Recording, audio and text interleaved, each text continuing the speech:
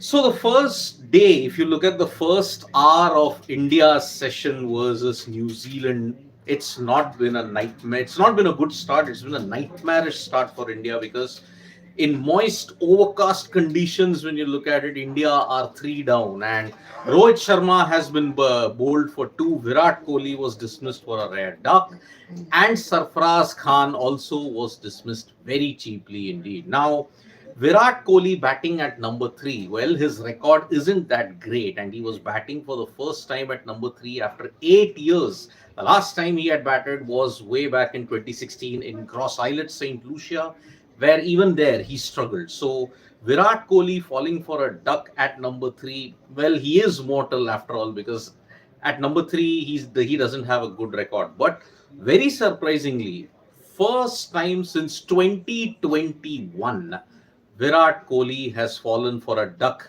in India when you look at test matches. Because the last time when he fell for a duck against New Zealand at the Wankhede Stadium, when he was dismissed for zero, he responded with the 36th in the next innings.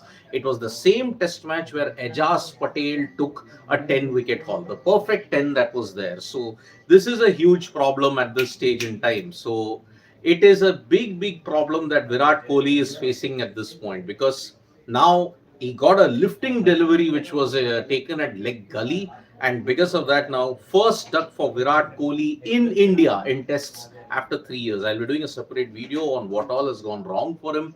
Yes, his test patch has been rather lean the last couple of years. Now, unfortunately, it has once again come up. Did Rohit misread the pitch? That was the first thing that we may get because yes, the pitch could crumble later on, but then in overcast conditions, the moisture that is there underneath the surface, a disciplined New Zealand attack of Tim Southee, Will O'Rourke, Matt Henry, they are really delivering the goods at this stage. So India are already three down. It could have been four down had Rishabh Pant actually gloved that reverse scoop that he planned. I mean, who would reverse scoop when your team is three down?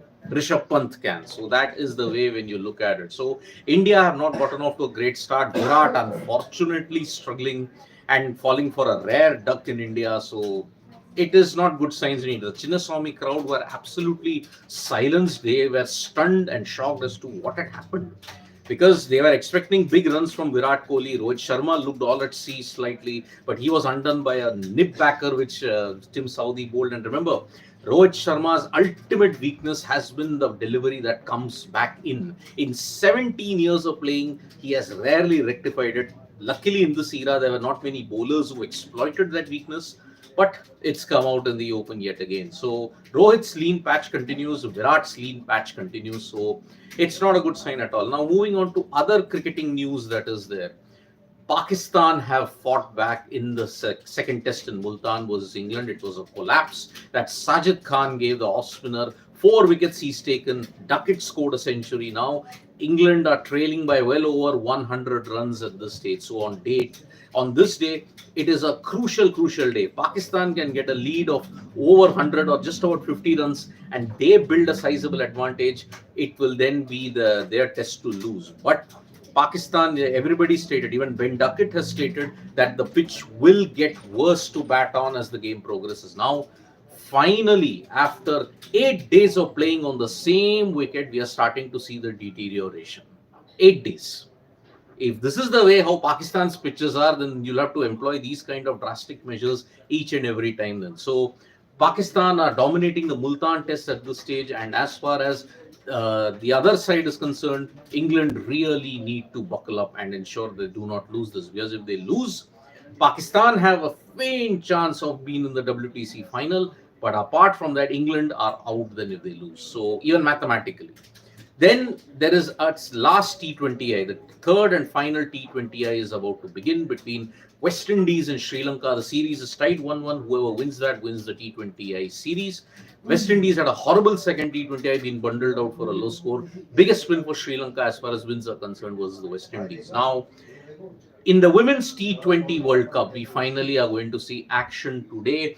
Australia versus South Africa, the first Women's T20 World Cup semi-finals upon us. South Africa, remember, will be looking for revenge.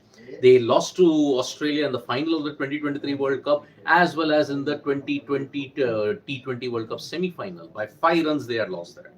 Then in the other semi-final, which will happen tomorrow, it is West Indies versus New Zealand. Can New Zealand make it to the final for the first time in the Women's T20 World Cup since 2010? Can West Indies do a repeat of 2016 or 2018? Can South Africa finally overcome Australia? These are the things which will be there. So it is a really big day when you have to look at it. Now, as far as the world of other sports is concerned, the ISSF Shooting World Cup concludes today with the trap and skeet finals that's going to be taking place at the Karni Singh Stadium. On top of that, the HIL auctions have finally ended. We'll be doing a special video on who has managed to get the big bucks in both the men's and the women's section in the HIL hockey auctions. And on top of that, there is also Virat Kohli who's paid. So do check out Sports Today for all the videos that we're going to do. Tap that bell icon so you know when we go live. And don't forget, we're on Facebook, Twitter, and Instagram as well. Bye bye.